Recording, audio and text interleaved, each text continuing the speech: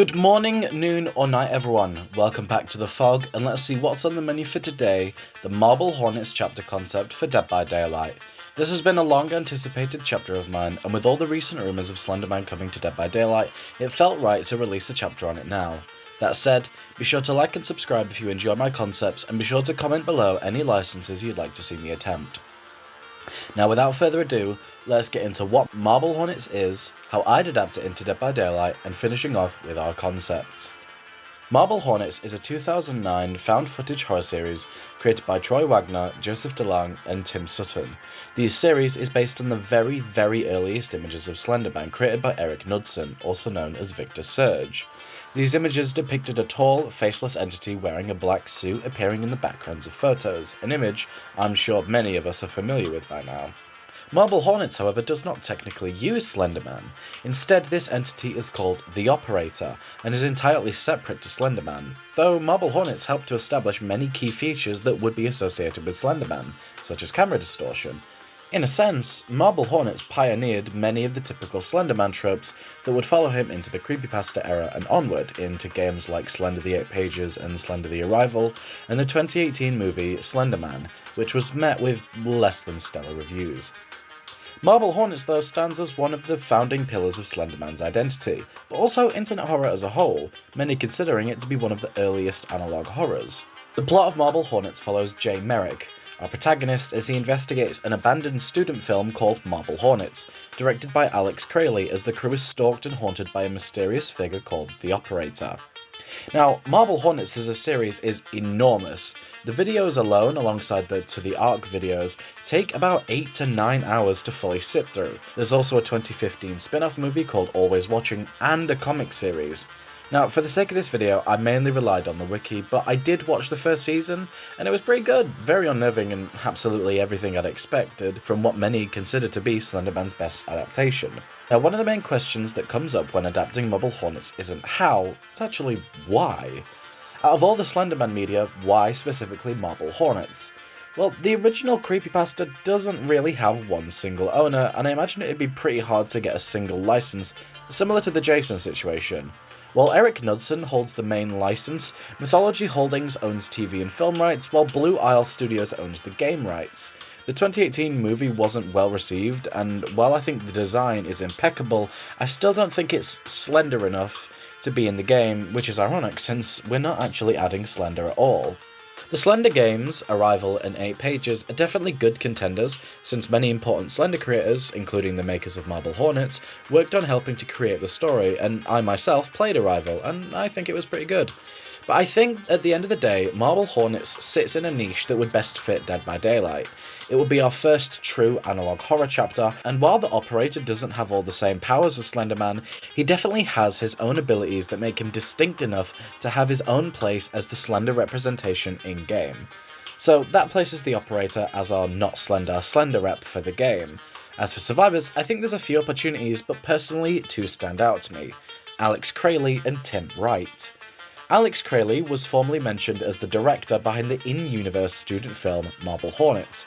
When he began to get stalked by the Operator, he began making tapes as evidence and started trying to figure out what the Operator wanted and why it was affecting him and the crew the way it did, eventually going as far as to try and kill those affected by the Operator's memetic infection.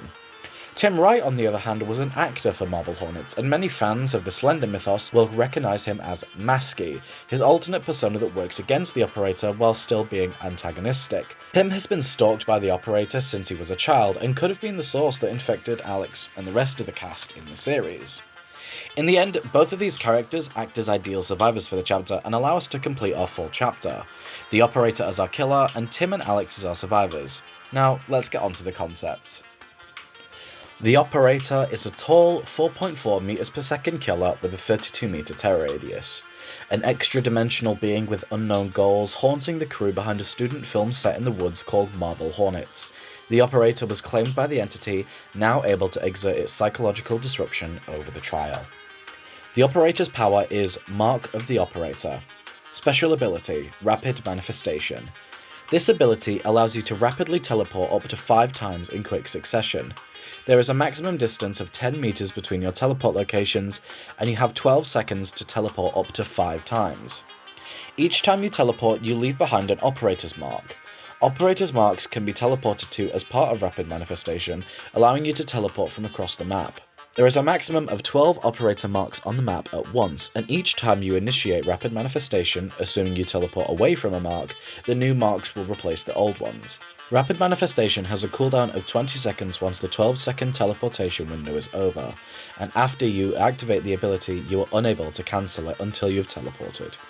When a survivor sees you teleport, they gain 1 stack of infection. Special ability, Interference. This ability is held down to activate and will send out a wave in your field of view that travels at 5 meters per second, causing static on the screen as it charges. This wave will cause survivors to become sources. Sources will passively spread infection to survivors nearby to them. Interference will also distort and cover the screens of survivors in static. Interference can also be used to activate memory lapse on survivors who have over half of their infection meter filled. Special status, the infection. The infection can be applied to survivors through observing rapid manifestation or by staying in close proximity to sources. Once infected, viewing the operator causes survivors' infection to increase. The infection causes survivors to experience hallucinations, whispers, false audio cues, and eventually seeing fake objects and illusions. The hallucinations increase in intensity as your infection meter increases, and eventually you will begin to receive conflicting inputs, making you move in other directions, miss skill checks, or perform actions you didn't want to do. At full infection, survivors will have to hit constant skill checks to prevent them from screaming and revealing themselves to the operator through killer instinct. Special ability, Memory Lapse. When a survivor has over half their infection meter filled, if the operator uses interference on them, they will be subject to memory lapse. Memory lapse causes survivors to randomly teleport at least 15 meters away from their current location, their screen turning to static before they disappear and reappear with no knowledge of how they got there. Special item, Entries. Across the map, 7 entries will spawn in random locations. These entries are small VHS tapes in piles of pages and drawings. Survivors can use these entries to cleanse them of infection fully. Entries will not respawn in the trial unless the operator uses Time Slip. After all 7 entries are used, they will respawn regardless of if the operator has used Time Slip. Special Event, Time Slip. Time Slip is a special event revealed to the operator through Killer Instinct. It allows him to teleport to the most recently used entry across the map. If he teleports to it, he will enter a small animation of picking up the tape and the screen will turn to static.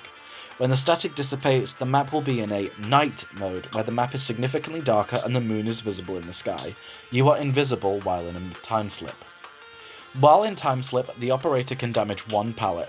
This will cause the pallet to break when it is dropped in the real world. After this, time slip will end and you will return to the trial, becoming invisible again to survivors and able to interact with the trial once more. And that's it for the operator's power, and as per usual, the operator comes with 3 unique perks, starting with Urban Legend. This perk activates after a survivor has revealed your aura. That survivor will become the obsession. Survivors who are not the obsession will become oblivious and blind until they observe you for 5 seconds. This perk will go on cooldown once every survivor removes their blindness and oblivious, going on cooldown for 90, 80, or 70 seconds. Power by Proxy. This perk activates after you have downed a survivor. All generators not within 8 meters of that survivor become blocked by the entity for 10, 15, or 20 seconds, and any survivors on these generators have their auras revealed to the killer until the generators are unblocked. This perk has a cooldown of 100 seconds. Cautionary Tale. This perk activates after a survivor escapes chase. This perk then causes that survivor to become broken for 30 seconds and any objects they interact with to become blocked by the entity for 7, 8, or 9 seconds. This perk does not activate if the survivor is within 15 meters of the killer. And now, onto our survivors, starting with Alex Kralie. The director for a student film in the woods descended into madness while being stalked by the operator. He tried his hardest to prevent the spread of the operator's infection, but later met his end at the hands of his own actor, then being taken by the entity. Alex Kralie comes with 3 unique perks. Self-documentation. This perk gives you 20 tokens. You consume a token each time you perform an action. After you perform an action, you will gain the elusive status for 1.5 seconds. This perk has a cooldown of 5 seconds. You gain 5, 6, or 7 tokens each time a generator is completed. Director's Vision. This perk activates if the killer does a repeated action within 15 meters of you. If a killer does the same action 4, 3, or 2 times in a span of 20 seconds while being within 15 meters of you, you reveal their aura for 7 seconds. End the Spread. This perk causes exhaustion when used and cannot be used while exhausted. When you use this ability, all survivors have their negative status effects removed, except you.